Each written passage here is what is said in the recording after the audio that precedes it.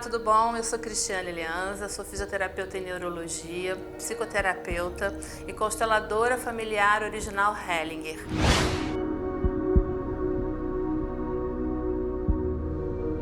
Constelação familiar é um movimento filosófico que se utiliza de ferramentas terapêuticas e foi criada por um alemão chamado Bert Hellinger, mais ou menos na década de 80. Hellinger descobriu que nós vivenciamos dentro das nossas famílias, dentro dos nossos processos de trabalho, leis sistêmicas que nos regem. Que leis são essas? Nós temos as leis ligadas ao pertencimento, ao equilíbrio e à ordem. Então é quando nós dizemos assim, todos nós temos o direito de pertencer. Nossos antepassados, nossos entes atuais, os nossos filhos, todos nós pertencemos a um sistema, né, de origem, que foi aquilo que veio antes, e também aquilo que a gente vivencia aqui no nosso dia a dia. Essa lei do pertencimento, ela também é algo que está ligado a inclusões ou exclusões. As exclusões, né, todos nós no nosso sistema temos pessoas que se excluem ou que são excluídas por N motivos, né?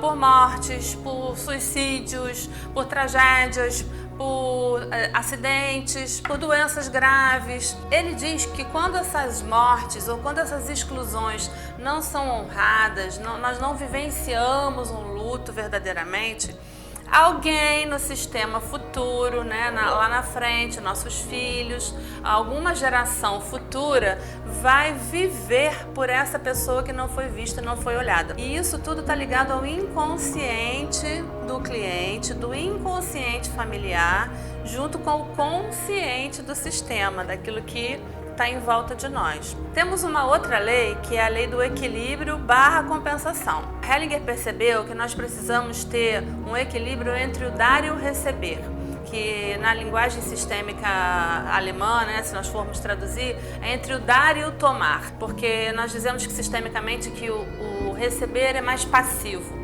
O tomar é ativo, né? Eu tomo no meu coração a minha família de origem, meus pais, minha mãe, meu pai, meus filhos, meus antepassados. Ele diz que nós precisamos sempre equilibrar esse dar e esse tomar.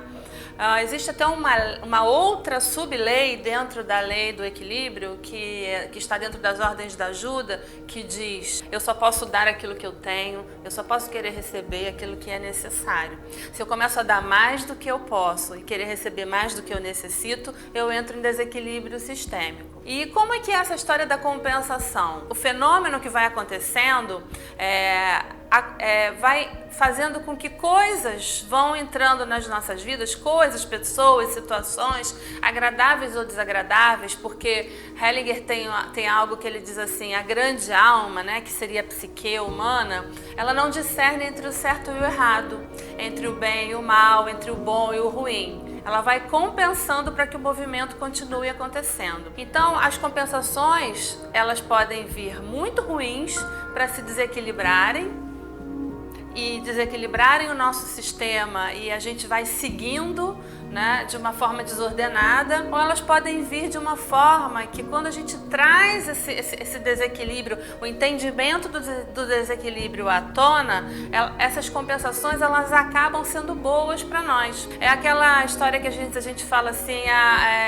há males que vêm para o bem. É meio isso, né? Aqueles males que chegam, que movimentam a vida da gente, que às vezes a gente pensa que não vai conseguir dar conta e aí outras coisas melhores vão acontecendo e vão empurrando. Existe um trecho, né, de Hellinger que diz assim: o imperfeito tem muita força, porque é na imperfeição que acontece o movimento, a transformação e a mudança. E isso é lindo, né? Porque nós vamos percebendo justamente que uma outra descoberta de Hellinger veio com esse processo da lei do equilíbrio, que é a má consciência, que mais à frente eu vou explicar para vocês. E aí nós temos a terceira lei, que é a lei da ordem e hierarquia. O que é isso, ordem e hierarquia? É quando nós percebemos, e ele olhou para isso, né, muito significativamente, que todos aqueles que vêm antes de nós, né, dos meus pais para trás, são muito maiores e têm muito mais força do que nós. E meus filhos que vieram depois